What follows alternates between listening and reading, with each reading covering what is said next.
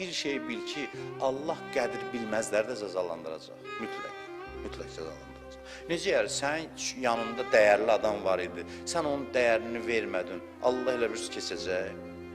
Mütləq başına döyəcək o cəmaat, o toplum, o insan. Bir xalqın içində alim yaşaya, cəmaat onun qədrini bilməyə, alim də heç istəməyə ki, qədrini bilsinlər. Alim də bu işlərdə qarşılıq istəməyə. Amma hər halda bir alim yaşasın, cəmaat onun qədrini bilməsin, mütləq cəmaat başına döyəcək. Necə yəni, sizə Allah neymət vermişdi, onun qədrini bilmədiniz. Onu lazımi şəkildə dəyərləndirmədiniz. Adətən də cəmaat qədrini bilmir. Adətən də belə olub həmişə. Dünyadan köçəndən sonra bəzi sirlər açılır, bəzi sözlər, biz bilməmişdik, vay, keçir artıq. Amma bunun cəzasını mütləq alacaq insanlar. Dünyada alacaq, axirət də öz yerində.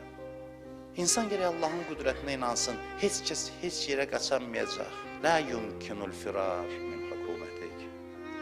Sənin hökumətindən heç yerə qaçmaq mümkün deyil.